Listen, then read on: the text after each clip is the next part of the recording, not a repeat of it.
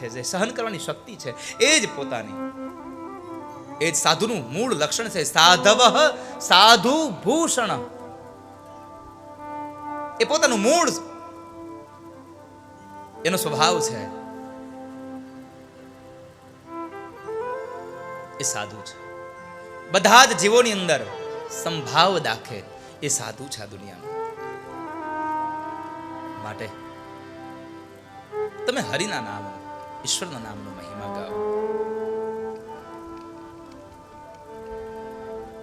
જેની અંદર કરુણા છે, જેની આંખમાં કરુણા છે, ભગવાન શિવની આંખમાં કરુણા છે, નહીં તો એ સંહારના દેવ છે. ત્રણ દેવતાઓને અલગ અલગ કામ સોંપ્યા છે, બ્રહ્માને ઉત્પત્તિનું, નારાયણને પાલનનું અને શિવને સંહારનું. સંહારનું કામ ભગવાન શિવનું છે, છતાં પણ જુઓ એને એને એને એને શું કહ્યું? કરુણા અવતાર છે. કર્પૂર ગૌરમ કરુણાવતારમ, કર્પૂર ગૌરમ કરુણાવતારમ. કરુણ અવતાર છે ભગવાનનો, કરુણા અવતાર. પરમાત્મા કરુણ અવતાર છે. નક લખવું જોઈએ ને કર્પૂર ગૌરમ ક્રોધાવતારમ. ભગવાનને ક્રોધ આવે ન લખવું જોઈએ, પણ એને ન લખવું. ક્રોધાવતાર નહીં, કર્પૂર ગૌરમ કરુણાવતારમ. ભગવાન કરુણાનો અવતાર છે. જે સંતની અંદર, જે માણસની દ્રષ્ટિમાં કરુણા ભરી છે, એ સાધુ છે. માં સાધુનો સંગ કરજો. ત્યારબાદ ભગવાને સાંખ્ય શાસ્ત્રનો ઉપદેશ આપી અને અંતે ભગવાન એટલું કહ્યા કે માં આ શરીરમાં મોહ ન પામશો, કારણ આ શરીર તો પંચ મહાભૂતનું બનેલું છે અને આની ઉપર આ ચામડીનું પડ ચડાવેલું છે, બાકી તો અંદર તો હાડકા, રુધિર અને માંસ જ ભર્યા છે, માટે તમે આમાં મોહ ન પામશો. આટલું કહી માને ઉપદેશ આપી ભગવાન ગંગા સાગરની યાત્રા માટે નીકળી જાય છે.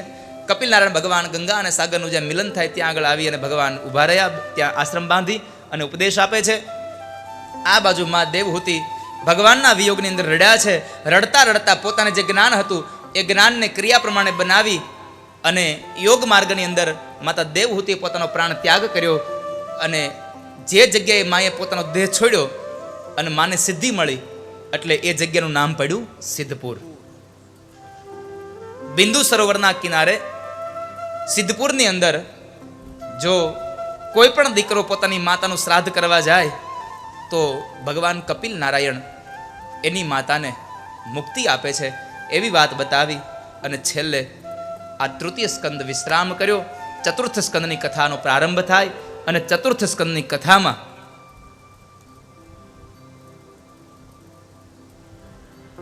મનુ મહારાજની 3 દીકરીઓ, દેવહૂતિના લગ્ન કરદમ ઋષિ સાથે, આકુતિના લગ્ન રુચિ ઋષિ સાથે થયા છે. એમાં જે દેવહૂતિને ત્યાં 9 દીકરીઓ થઈને એ 9 દીકરીઓને 9 ઋષિઓ સાથે પરણાવી છે. આ 9 ઋષિ કોણ? તો કહે છે ભગવાન બ્રહ્માના 10 માનસ પુત્રોનું જે રચના કરી ભગવાને બીજી વાર, એ 10 માનસ પુત્રોમાં જે 9 ઋષિઓ હતા એ 9 ઋષિઓની હારે દેવહૂતિની એક દીકરીને પરણાવી. એમાં એક માનસ પુત્ર બાકી રહી ગયા. આમ દુનિયામાં ભ્રમણ કરવા માટે નીકળ્યા ને, એમાં વાહેથી 9ના લગ્ન થઈ ગયા, એક રહી ગયા, એ દેવર્ષિ નારદ. નારદના લગ્ન ન થયા, 9 ઋષિઓના લગ્ન થયા માનસ પુત્રોના, અને એ દેવહૂતિના 9 દીકરીઓની સાથે લગ્ન થયા. એમાં એક અત્રિ નામના ઋષિ સાથે અનસુયાના લગ્ન થયા અને અનસુયા અને અત્રિને ત્યાં સ્વયં ભગવાન નારાયણ દત્તાત્રેય તરીકે પ્રગટ થયા. બોલીએ દત્તાત્રેય ભગવાન કી જય. ભગવાન દત્તાત્રેયનું પ્રાગટ થયું, ગુરુઓનો મહિમા બતાવવા માટે થઈ અને દત્તાત્રેય ભગવાનનું પ્રાગટ થયું, એ કથા બતાવી. ત્યારબાદ મનુ મહારાજની 3જી દીકરીનું નામ છે પ્રસૂતિ.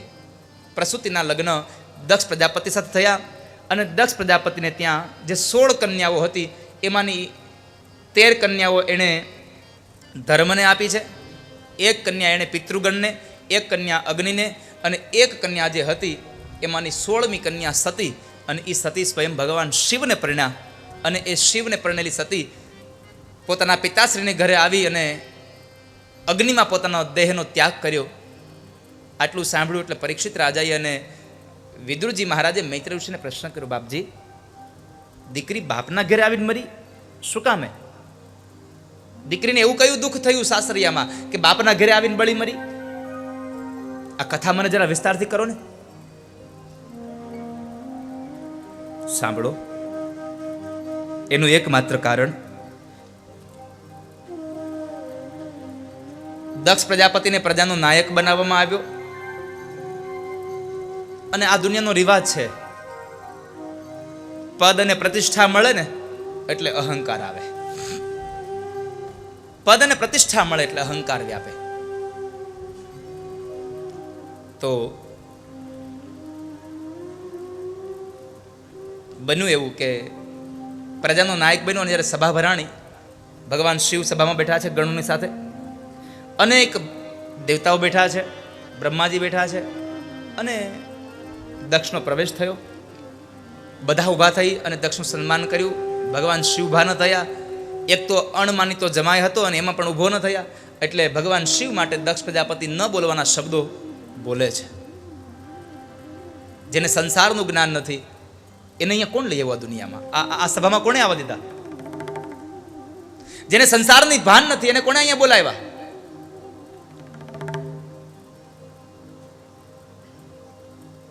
કોનો આદર અને સત્કાર કરવો એની ખબર નથી, એને કોણ લઈ આવ્યું અહીંયા?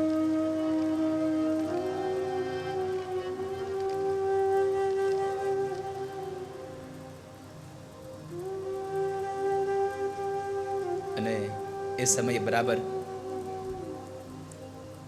દક્ષ પ્રજાપતિનું ઘમંડ વધ્યું, ભગવાન શિવનું એને અપમાન કર્યું. નંદી આદિ ગણો ભગવાન શિવના ગણો હતા, એને દક્ષને શાંત કરવાના પ્રયત્નો કર્યા પણ ન થયો. અંતે નંદીએ શ્રાપ આપ્યો કે જ્યાં દક્ષ તું ક્યારનો મેં કરે છે ને, માટે હું તને શ્રાપ આપું છું કે મેં કરવા વાળો બકરાના મોઢા વાળો બનીશ.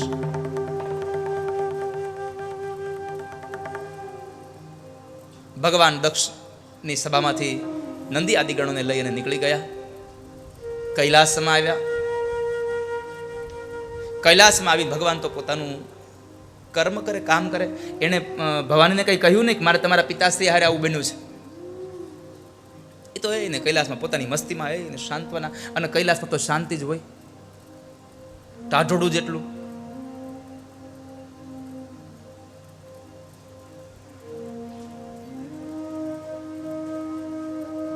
ઠંડક જ એટલી. કિરીટભાઈ, કૈલાસમાં આવું છે?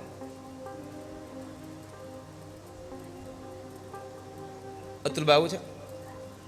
તમે જઈ આવ્યા ને તો તમને નહીં આવતા. ભરતભાઈ આવું તમારે? હું કૈલાસ માનસરોવર કથા કરવા જાઉં છું 8મા મહિનામાં. આવું ને કિરીટભાઈ? પાકું ન્યા ગાશું ને? ગોવિંદના ગુણ લાગાવો, ગોવિંદના ગુણ લાગાવો, ગોવિંદના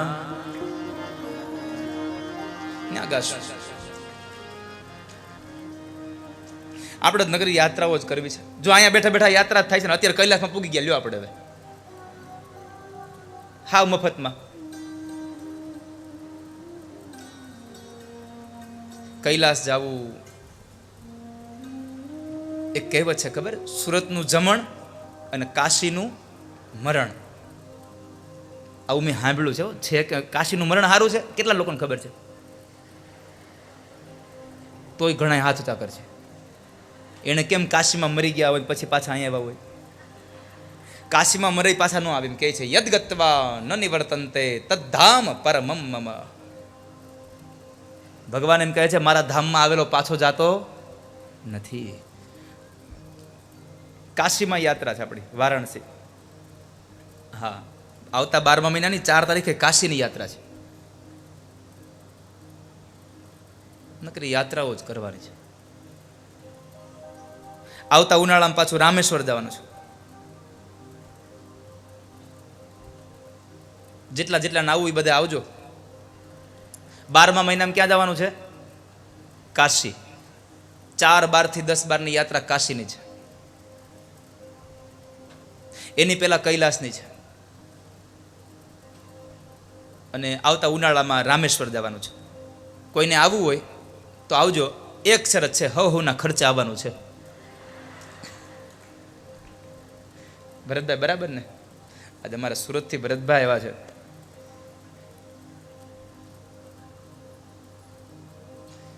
એટલે તમે તમારા ખર્ચે આવવાની છૂટ છે, મને કાંઈ વાંધો નથી. કારણ કે મારે તમારો થેલો ઉપાડવો નથી, મારે તમારું બાવડું પકડવું નથી.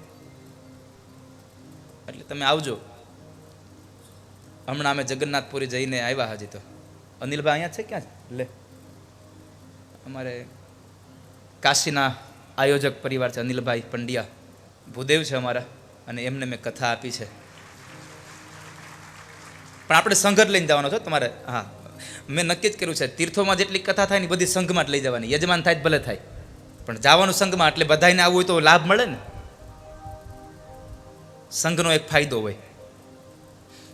ને તમને એક વાત કહી દઉં, તમે યાત્રામાં જાઓ ને તો તમે સુવિધા ન માગતા કોઈ દી ક્યાંય. હો, યાત્રામાં જો દુઃખ ન ભોગવો ને તો યાત્રા જ ન કહેવાય. થોડુંક તો કષ્ટ પડવું જ જોઈએ. નકર તો ઘરે એસી વાળો રૂમ હોય, ન્યાય આપણે જઈને ના એસી તો જોશે જ. હો,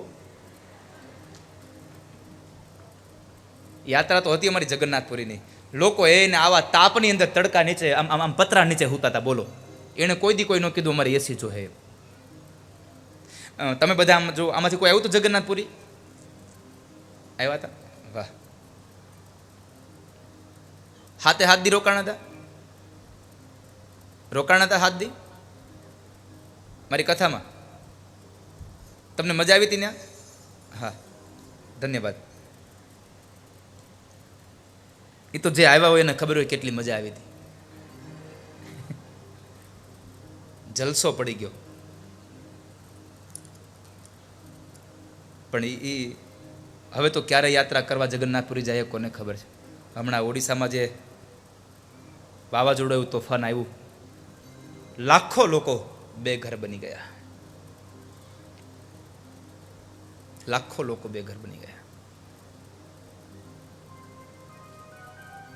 એટલે હું તમને એમ કહેતો હતો કે ભગવાન શિવ કૈલાસમાં જઈને ભવાની પાસે કઈ વાત ન કરી કે આજ મારે તમારા પિતાશ્રી એટલે ઝઘડો થયો. આપણે જરા કે ફોનમાં હારાનો ફોન આવ્યો એટલે તરત કહી, હવે તો તમારા પપ્પાને સમજાઈ દેજો. હા, ના ચાલુ કરી દે. આપણે આવવાનું થતું નથી કે ત્યાં. પણ ભવાનીને ભગવાને કંઈ કહ્યું નહીં. આ બાજુ દક્ષ પ્રજાપતિએ ભગવાન શિવનું અપમાન કરવા માટે યજ્ઞ કરે છે. યજ્ઞની અંદર તમામ દેવી દેવતાઓને આમંત્રિત કર્યા, પણ પોતાના જમાઈ અને દીકરીને આમંત્રણ ના આપ્યું. જમાઈને દીકરીને આમંત્રણ ના આપ્યું.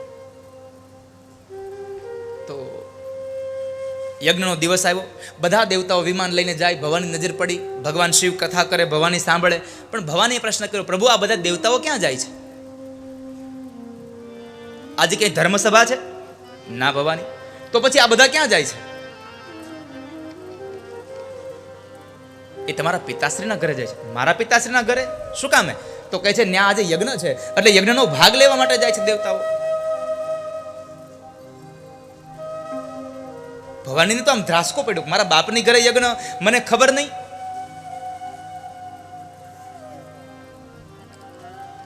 અને ભગવાન શિવે આજ બધી જ વાત માંડીને કરી, ભવાની ખરેખર આવું બન્યું છે. મારો કોઈ ઈરાદો ન હતો તમારા પિતાશ્રીનું અપમાન કરું, પણ મને ખબર ન હતી. તમારા પિતાશ્રી આવ્યા, મારી નજર ન હતી, ઊભો ન થયો. એને એમ થયું કે મેં અપમાન કર્યું, એટલા માટે થઈ અને એમણે મારું અપમાન કરવા આ યજ્ઞ કર્યો છે. આપણને આમંત્રણ થાય. ભવાની કીધું ચાલો પ્રભુ આપણે બે જઈએ, હું મારા પિતાશ્રીની અને તમારી વચ્ચે જે અણબનાવ બન્યો છે હું સમાધાન કરી દઈશ. હાલો આપણે જઈએ. ભગવાને ના પાડી. આવકાર ન હોય, આદર ન હોય, સ્નેહ ન હોય, પ્રેમ ન હોય, નિમંત્રણ ન હોય, ત્યાં ન જવાય.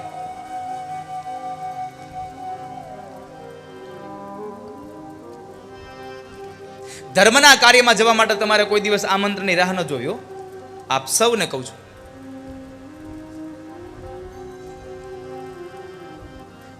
ભલે ને આપણે કદાચ આપણને આમંત્રણ ન આપ્યું હોય તો આપણે આગળ સોફા માથે બેસી ન આવીએ તો કાંઈ નહીં, છેલ્લે બેસશું, બહાર બેસશું, કથા તો સાંભળી આવીએ.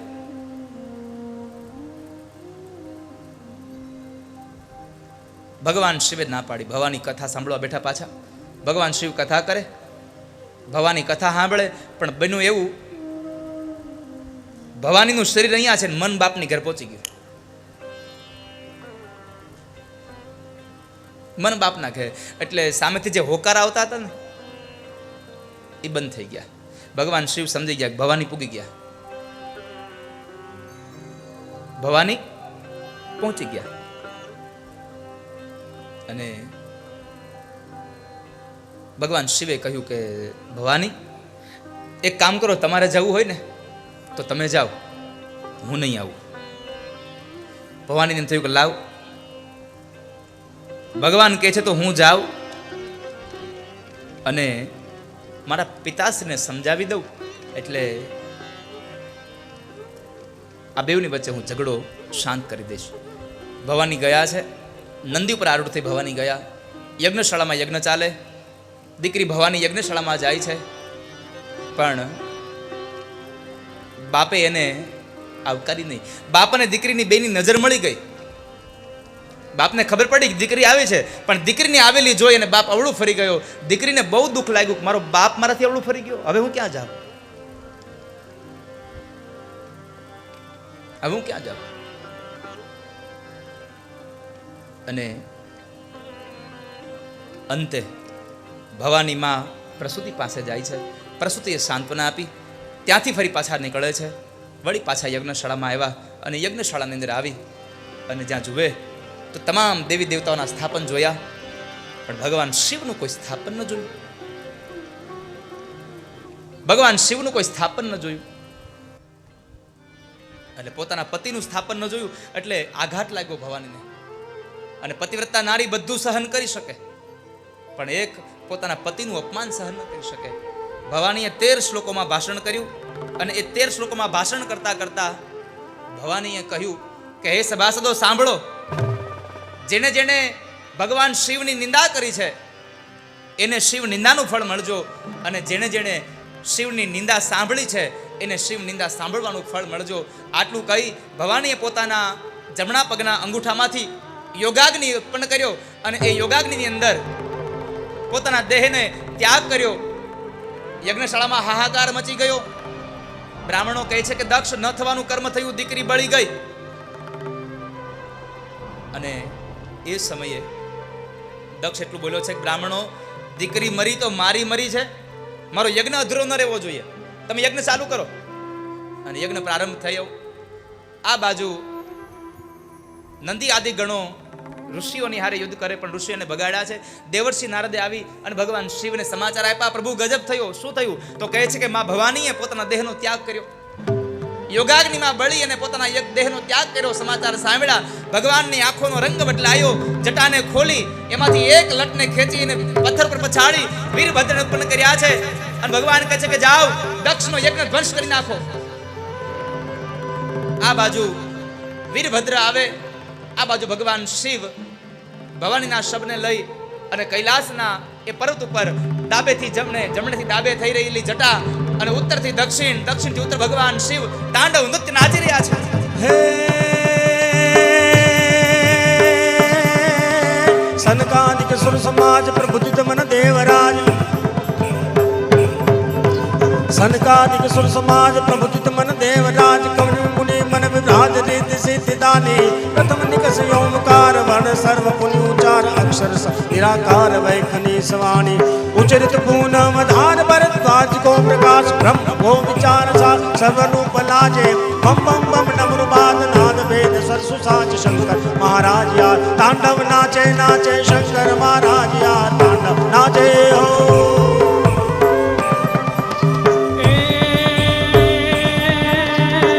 शुंग सम विशाल जटा जुट चंद्रभा, शैल शुंग सम विशाल जटा जुट चंद्रभाल, कंकी तरंग भाल विमल नीर गाजे, ये लोचन पे लाल लाल चंदन की खोनी बाल, कुमकुम सिंदूर गुलाल भ्रुकुटी बरसा दे. मुंडन की कंठमाल बिरहत हृदय खुशाल स्फटिक भाल रुद्रमाल हरदयाल राजे ये बम बम बम डमरुबाज बम बम बम डमरुबाज बम बम बम डमरुबाज नाद वेद सरसुराज शंकर महाराज आज तांडव नाचे भोले महाराज आज तांडव नाचे आज शिवजी महाराज आज तांडव नाचे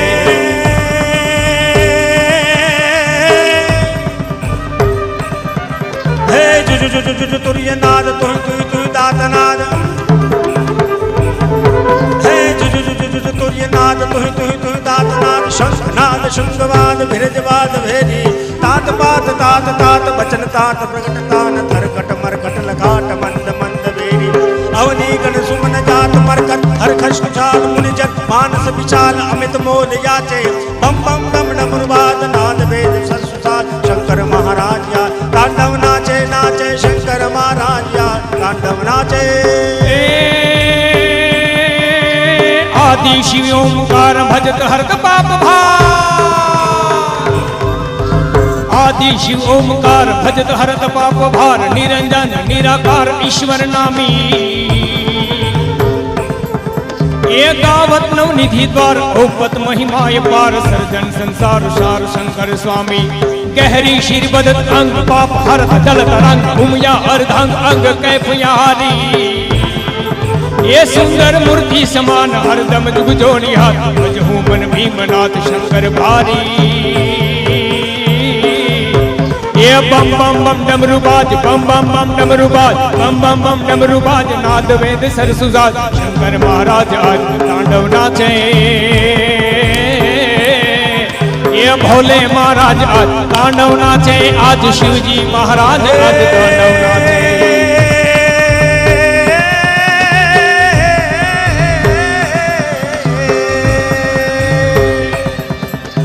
ये होण रोयल अयम ए हय होय तत्स्यम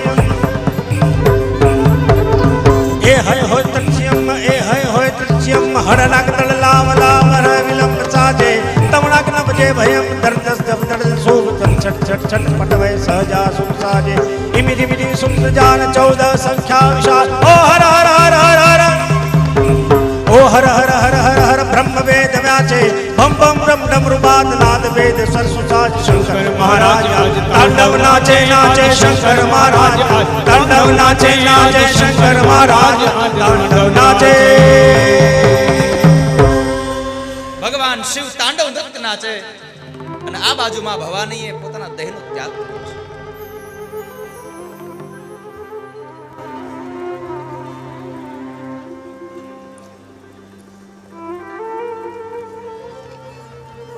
દેવતાઓ આગળ આગળ દોડે. આ બાજુ વીરભદ્રએ આવી અને દક્ષ પ્રજાપતિના યજ્ઞનો ધ્વંસ કર્યો. યજ્ઞની સામગ્રીઓ છિન્ન ભિન્ન કરી નાખી. દક્ષનું મસ્તક ઉતારીને યજ્ઞમાં હોમી દીધું. આગળ દેવતાઓ બ્રહ્મા પાસે ગયા. બ્રહ્માએ ભગવાન વિષ્ણુ પાસે મોકલ્યા. બ્રહ્માને વિષ્ણુને બેયને સાથે લઈ દેવતાઓ ભગવાન કૈલાસની અંદર આવે, શિવ પાસે આવે છે. અને શિવ ભગવાન એ સમયે ભવાનીના શબ્દને લઈ ઉત્તરથી દક્ષિણ, દક્ષિણથી ઉત્તર થઈ રહ્યા છે. ભગવાન વિષ્ણુએ પોતાના કર કમળ વડે સુદર્શન ચક્રને વેતું કર્યું. ભવાનીના દેહનો ત્યાગ કર્યો. અને એ ભવાનીના દેહના જ્યારે એ શબ હતું એ શબના 52 ટુકડા કર્યા. અને 52 ટુકડા જે જે જગ્યાએ પડ્યા એ તમામ જગ્યાએ શક્તિપીઠોની સ્થાપના થઈ. અને એ શક્તિપીઠોમાં આજ પણ માં જગદંબા અંબાની ઉપાસના થઈ રહી છે. એ તમામ 52 શક્તિપીઠોમાં માં દુર્ગાની આરાધના થઈ રહી છે. મને એમ લાગે છે કે કદાચ એ 52 ટુકડાઓમાંથી કદાચ એકાદો ટુકડો આજે આ રાજપીપળામાં પણ પડ્યો હશે કે જ્યાં માં હરસિદ્ધિ બિરાજમાન થઈ છે. બાપ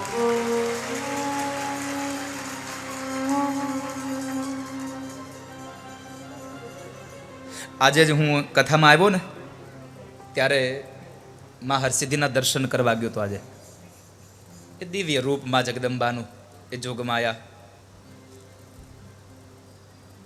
પરિસરમાં ગયો અને પરિસરમાં એટલું આમ નીરવ શાંતિ.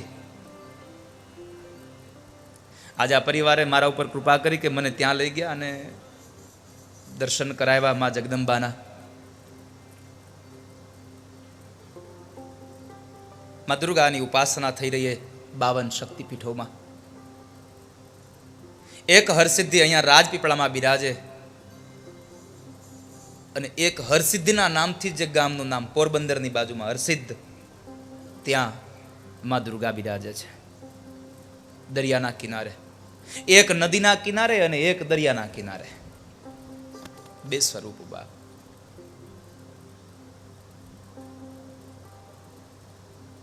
એકાદ દિવસ મને કથા ચડશે ને તો હું માં હરસિદ્ધિનો એક ઇતિહાસ તમને ક્યારેક આમ યાદ આવી જાય તો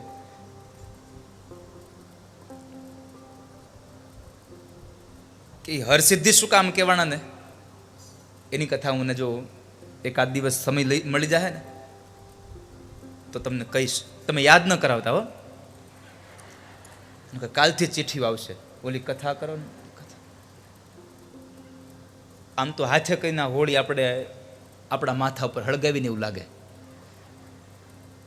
મેં ક્યાં કીધું તું પેલું 52 ગજને ધજાનો ઇતિહાસ ક્યાં કીધું તમે? દ્વારકામાં ભગવાન ઠાકોર દ્વારિકાધીશના મંદિર ઉપર 52 ગજની ધજા બિરાજે.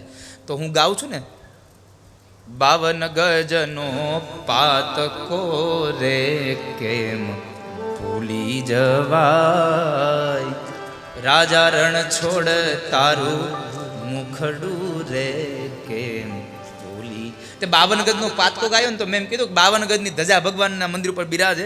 અને મેં બીજા દિવસે આવું કીધું કે 52 ગજની તમને એક વખત હું કામ 52 ગજ છે ને એવું કહીશ. ત્યાં તો રોજ ચિઠ્ઠી આવે, ઓલે 52 ગજનું કયો નહીં કે 52 ગજનું કયો ને. એટલે તમે યાદ ન કરાવતા, મને યાદ આવી જશે, ઉપાધિ ન કરતા. પણ એ મા ભવાનીના 52 શક્તિપીઠોની સ્થાપના થઈ અને આ બાજુ તમામ દેવતા ભગવાન વિષ્ણુ અને બ્રહ્માની આગેવાનીમાં ભગવાન શિવની પ્રાર્થના કરે. હો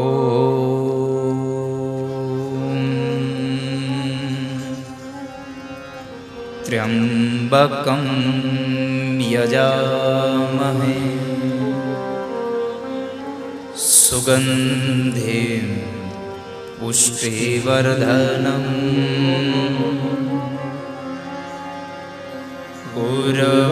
ઉર્વારુકમિવ બંધના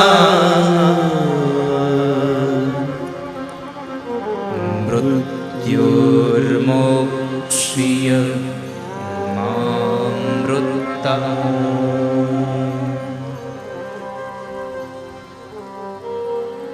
52 શક્તિપીઠોની સ્થાપના, ભગવાન શિવની આરાધના કરી, શિવને શાંત કર્યા. ત્યારબાદ દેવતાઓએ પ્રાર્થના કરી, પ્રભુ આ દક્ષને તમે સજીવન કરો. દક્ષને સજીવન કરવા માટે ભગવાને બકરાનું મસ્તક ઉતાર્યું અને એ બકરાનું મસ્તક અહીંયા આગળ દક્ષના ધડની સાથે જોડવામાં આવ્યું અને અંતે દક્ષનું સજીવન થયો. સામે નજર કરે તો ભગવાન ભગવાન ઊભા છે. શિવજી પ્રાર્થના કરવા ગયો, બોલી શક્યો નહીં, કારણ જ્યારે જીભ આપી હતી ત્યારે ભગવાનની નિંદા કરી અને જ્યારે જીભ વહી ગઈ ત્યારે ભગવાનની સ્તુતિ કરવા ગયો, બોલી ન શક્યો અને એ સમયે તાળીઓ પાડી અને ભગવાનની સ્તુતિ કરવા લાગ્યો. અને આજ ત્યારથી લાગુ પડી ગયું, આપણે શિવ મંદિરમાં જઈ અને હજી તાળીઓ વગાડીએ છીએ. આપણે હજી તાળીઓ વગાડીએ શિવ મંદિરમાં. અમુક તો બે હોઠ વડે હું કરતા હોય એટલે બકરાને છે. આપણને તો આ શું કરે થાય?